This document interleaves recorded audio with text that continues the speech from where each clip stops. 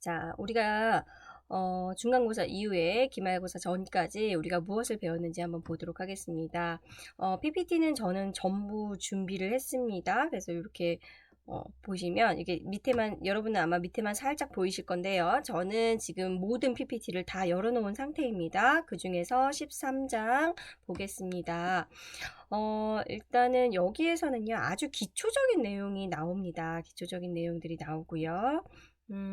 SQL 개요라던가 이런 것들이 나오네요. 그래서 이제 insert, update, delete, 그리고 create, alter, drop의 차이, 요거는 테이블을 이용을 하는 거고요. 이거는 데이터를 조작하기 위한 거고요. select가 우리가 좀 많이 배웠던 부분이었습니다.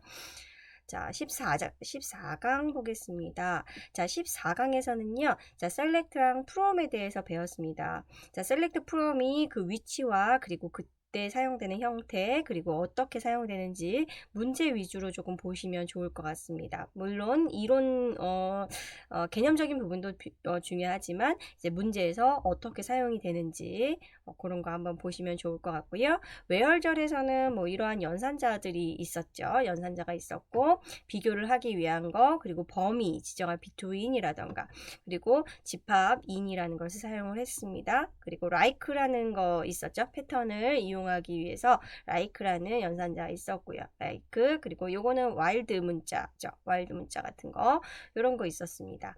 그리고 이러한 것들을 보시기보다는, 이러한 것들을 보시기보다는 이제 문제 안에서 어떻게 사용이 되어 있는지 그런 것들을 조금 위주로 보시는 게 더 좋으실 것 같습니다. 그리고 이제 여기서 실제로 문제 사용을 했었죠.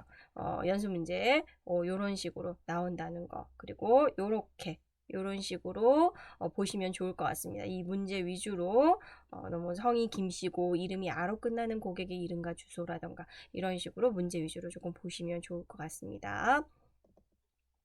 자, 15강인데요. 15강에서는요, 올덜바이하고 뭐 그룹 집계함수, 그룹바이 이런 것들 배웠어요. 자, 그래서 올덜바이 같은 경우에는 이제 우리가 오름차순을 할 건지 내림차순을 할 건지 그런 정렬에 관련된 거였습니다. 그래서 북네임을 뭐 오름차순을 한다던가, 그리고 1순위, 2순위로 한다던가, 그리고 디센딩과 어센딩에 대해서 우리가 배웠습니다. 어센딩 오름차순, 디센딩 내림차순이었습니다. 그리고 집계 함수에는 어떤 것들이 있냐면 sum, average, count, max, min 이런 것들을 집계 함수라고 하죠. 그래서 sum이 어떻게 사용이 되었는지, 그리고 as라는 것은 우리가 키워드를 사용을 할 때 그 속성명을 만들어줄 때 보고 싶은 그 테이블에 대한 뷰에 대한 속성명을 정해줄 때 as를 사용을 했고요. 그 다음에 average나 min이라든가 max 같은 거 사용하는 방법 이렇게 배웠습니다. count의 사용 방법도 우리가 보았고요. 자, 그리고 그룹 바이, 그룹을 지으는 거죠. 요거 좀 헷갈릴 수 있는 건데 그룹 지은 속성에 따라서 나중에 보고자 할 때도 그룹 지은 속성에 따라서 보셔야 된다는 거. 여기서 제가 설명을 드렸었던 것 같습니다. 그래서 그룹별로 봐야 되니까 속성명 정할 때 주의하셔야 되는 거. 해빙은 그룹이 되는 조건이었죠. 그룹을 만들기 위한 조건을 해빙절에서 사용을 했고요. 그거에 따른 우리가 이러한 문제들을 보았습니다. 이러한 문제 위주로 조금 봐주시면 도움 되실 것 같고요. 문제를 조금 파악을 잘 하셔야 제가 뭐 이제 이러한 것들 조금씩 변경을 했더라도 그런 것들 좀 파악을 하실 수 있습니다. 문제를 푸실 때. 그래서 요런 문제들을 조금 중점으로 보시면 좋을 것 같습니다. 어떤 거를 외운다기보다는 이제 문제에서 어떻게 해결을 했는지 그런 거 위주로 보시면 제가 조금씩 바꾸더라도 여러분이 조금 캐치해서 풀 수 있게끔 하시면 도움이 될 것 같습니다. 16강입니다. 16강은 조인에 대한 거였죠. 조인 기호가 요거였고요. 조인을 해서 우리가 조금 더 넓은 영역으로 뭔가를 데이터를 셀렉트 할 때 조인을 사용을 했습니다. 그래서 조인했던 것들 있고요. 요것도 있고요. 문제입니다. 그리고 또 문제 위주로 조금 봐주시면 좋을 것 같습니다. 조인을 했을 때 이렇게 테이블이 어떻게 연결되어 있는지 그런 구조적인 것들 머릿속으로 조금 생각하시면서 이런 문제들은 보시면 좋겠죠? 그죠? 그리고 이런 거 있었고요. 외부 조인 같은 거 있었습니다. 자, 17강 보겠습니다. 자, 17강은 우리가 부속지리에 대해서 했어요. 부속지리, 서브쿼리에 대해서 했는데요. 서브쿼리는 어떻게 하는지 여기에서 보시면 이렇게 가로를 해서 여기서 또 다른 쿼리를 작성을 했던 것들을 서브쿼리라고 했었죠. 그래서 이런 것도 서브쿼리가 어떻게 사용이 되는지 한번 보시면 좋을 것 같고요. 이것도 서브쿼리 어떻게 사용되는지 좀 이해를 하시는 게 좋겠죠. 이해를 하셔야지 나중에 또 풀 수 있으니까요. 자, 콜러레이티드 서브쿼리 같은 경우에는 제가 출제하지 않습니다. 왜냐하면 이거는 조금만 제가 변경을 하더라도 여러분이 생각하시는 게 거의 30분 이상 걸립니다. 한 문제당 30분 이상은 여러분이 소요를 해서 생각해야 되는 부분이 많습니다. 우리 이 콜러레이티드 서브쿼리에서 만들어지는 것들은 이제 그런 뷰들이 우리 이제 직관적으로 우리가 딱 생각해서 떠오르는 그런 테이블들이 아니잖아요. 그렇기 때문에 조금 시간이 오래 걸립니다. 이거 같은 경우. 그래서 제가 상관 부속지리는 거의 출제를 하지 않습니다. 근데 이해는 하시는 게 좋겠죠. 여러분 공부는 하셨으면 좋겠습니다. 공부는 하시길 바라고요. 어쨌든 출제는 하지 않습니다. 자, 그래서 요거 같은 경우는 우리가 집합연산하고 이게 이그지스트에 대해서 배웠네요. 18장에서는요. 그래서 여기에 문제, 이것도 이런 거 하나하나보다는 이제 문제에서 어떻게 사용이 됐는지, 어떻게 이제 사용이 되는지 그것들을 조금 보시면 좋을 것 같고요. 이그지스트라고 not 이그지스트 이런 것들이 있었습니다. 아마 이것도 상관 부속지리를 사용을 했을 거예요. 상관 부속지리를 사용을 해서 조금 그냥 공부만 조금 해주시기 바랍니다. 어떻게 사용되는지 그런 거 보시면 좋을 것 같고요. 요것도 이거는 상관 부속지리는 요게 상관 부속지리고요. 요거는 상관 부속지리가 아니네요. 그래서 그런 거 참고하셔서 공부하시면 되겠죠. 자, 19강입니다. 자, 19강에는 여러 가지 문제가 이제 복합적으로 들어가 있는데 이것도 마찬가지로 좀 문제 위주로 보시면 도움이 되실 겁니다. 어떻게 응용해서 사용이 되는지, not in이라던가, 그리고 이런 것들. 요거는 별로 어려운 문제는 아니었어요. 요 문제 같은 경우에는. 요것도 이제 그룹별로 뭔가 하는 거에 대해서 셀렉트 하는 거. 이건 조인이 조금 필요했네요. 이 문제 같은 경우에는. 이런 문제.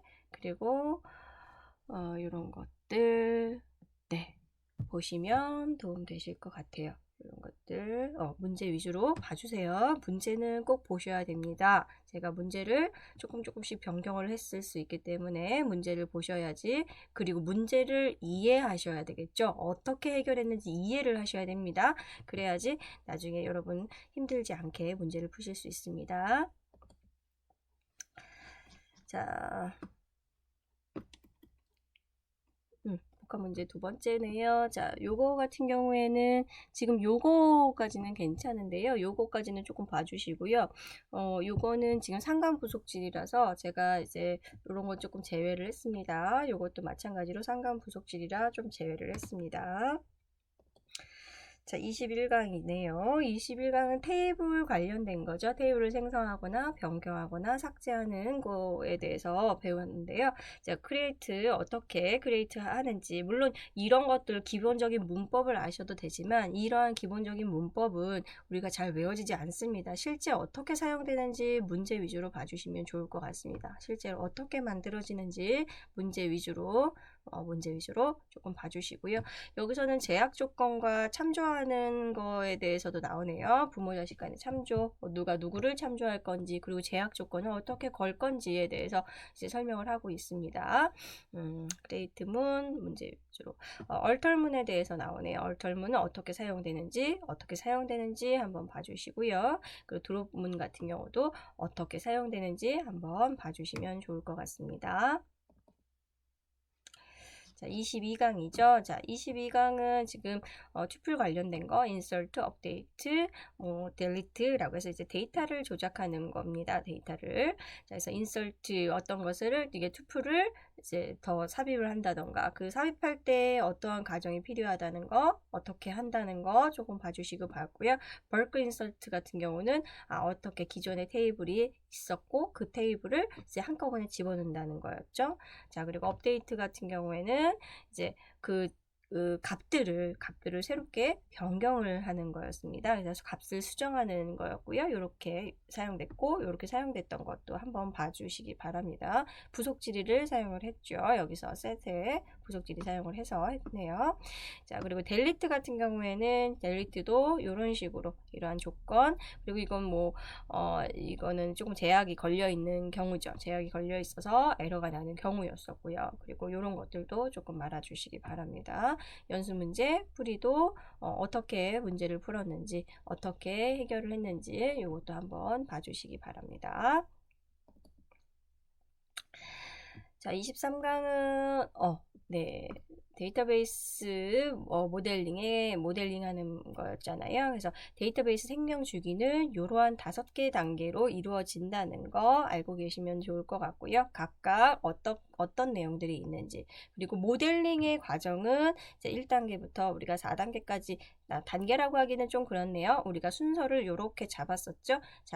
잡았고요. 그 다음에 개념적 모델링 먼저 하고, 그 다음에 논리적 모델링 먼저 하고, 그 다음에 물리적 모델링으로 우리가 갔습니다. 그때 각각의 하는 것들이 조금 달라졌죠. 그때 각각 하는 것들이 다 달라졌고요. 개념적 모델링에서는 이렇게 다이어그램으로 표현을 했고요. 논리적 모델링에서는 이런 식으로 표현을 하죠. 그리고 물리적 모델링에서는 실제 그게 virtual이라던가 아니면은 뭐 인트라던가 이런 어떤 식으로 실제 물리적으로 어떻게 들어갈 건지 모델링하는 것들이었습니다.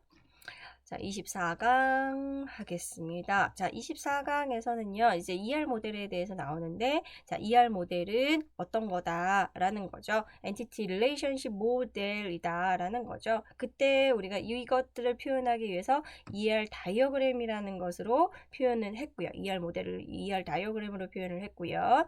그때 이런 것도 있지만 이제 그려질 때 어떻게 그려지는지 이것도 조금 알아두시면 좋을 것 같고요. 그리고 표현을 할 때는 복합 속성은 이런 거구나. 또 다른 무언가 들어가 있는 게 복합 속성, 단순 속성, 그리고 단일값 속성과 다중값 속성이 있었습니다. 그리고 저장 속성과 유도 속성이 무엇인지 아시는 게 좋겠죠. 그리고 기호, 어떻게 그려지는지 기호도 알고 가시면 좋을 것 같습니다. 그리고 관계와 관계 타입에서 차수에 따른 유형이 일진관계 하나만 있으니까요. 이진관계 양쪽에 있죠. 개체가. 삼진관계는 개체가 3개 있을 때 삼진관계라고 하죠. 그때 그려지는 형태는 이런 식으로 그려집니다. 그리고 관계 대응수에 따라서 1대1, 1대 다대1, 다대다의 관계 이런 것들이 있었고요. 그 다음에 요 기호는 상하 관계죠. 그죠? A 관계, 그죠? 상하 관계입니다. 그래서 그려질 때는 이런 식으로 그려지고요. 순환적인 관계 이렇게 표현된다는 거 알고 가시면 될 것 같고요. 그리고 약한 개체 타입과 식별자가 우리가 있었죠. 프라이머리 키는 안 되니까 식별자라고 했습니다. 약한 개체 타입에는 식별자라고 명칭을 했죠. 그래서 이 프라이머리 키가 아닌 약한 개체 타입은 이 식별자를 이런 식으로 표현을 했습니다. 그래서 표현하는 방법들이 이렇게 되어 있었다는 거. 자, 그 다음에 ER 표기법도 우리가 배웠습니다. ER 표기법 그때 사용되는 기호들은 요거였고요. 그것들을 표현하기 위해서 했던 것들이 요런 것들이었습니다. 요렇게. 그래서 강한 개체 타입은 이런 식으로 표현을 했고요. 약한 개체 타입은 이런 식으로. 기호가 살짝 다르죠. 요 모양이 살짝 다릅니다. 자, 요렇게 하시면 될 것 같고요. 자, 25강. 자, 25강부터는 이제 실제로 해보는 거라서 자, 25강은 지금 1단계에서 7단계까지 모델로 사상을 하는 겁니다. ER 모델을 이제 관계 데이터 모델로 사상을 하는 거죠. 그래서 1단계부터 7단계까지 있었고요. 1, 2단계는 어떻게 했나요? 요거 보시면 좀 도움 되시겠죠? 1, 2단계는 ER 모델이 이렇게 되어 있을 때 이렇게 하고 이렇게 되어 있을 때 이런 식으로 관계 데이터 모델로 사상을 하고요. 그리고 이제 3에서 6단계였죠. 3에서 6단계는 그냥 단순하게 할 수 있는 게 아니라 방법이 4가지가 있었습니다. 방법 1, 2, 3, 4가 있었고요. 자, 그래서 이 3단계의 경우, 3단계의 경우 2진 1대1 관계인 경우에는 요렇게 해줘야 된다. 그리고 4단계에서는 2진 1대 n 관계에 있을 때는 요렇게 해줘야 된다. 그리고 이제 5단계 2진 m 대 n 관계일 때는 이제 ER 모델을 이런 식으로 사상을 해줘야 된다. 그리고 6단계 엔진 관계에서는 요렇게 ER 모델을 요렇게 사정을 해줘야 된다라는 거였고요. 마지막 7단계에서는 속성이 다중값 속성일 때 어떻게 할 것인지 이러한 방법이 있고 이러한 방법 두 가지의 경우가 있다고 했어요. 그래서 그 두 가지의 경우에 따라서 이제 사상되는 게 조금 달라진다고 말씀드렸습니다. 자, 그리고 26강이네요. 자, 26강은 실제 이제 한번 연습을 해보는 거잖아요. 모델 연습. 그래서 마당 대학이라는 우리가 가상의 대학을 만들었고 그 대학에서의 어떠한 관계들이 있는지 우리가 하나씩 봤습니다. 하나하나씩 봤고요. 그 다음에 최종적인 이제 ER 다이어그램은 이렇게 됐었죠. 이런 식으로 했었습니다. 근데 요런 거는 이제 1대 n이나 요런 것들은 실제 처음에 요구사항에서 강력하게 주장을 했던 것들은 반영이 되는 거고요. 그 요구사항에서 이제 뭐 주장하지 않았던 것들은 임의적으로 그냥 번호가 붙여지는 거죠. 1대 n이든 n대 1이든 1대 1이든 그거는 이제 설계하는 사람이 임의적으로 붙이고요. 그리고 나중에 이제 다시 요구 조건을 반영을 해서 조금씩 또 변경을 할 수 있는 부분입니다.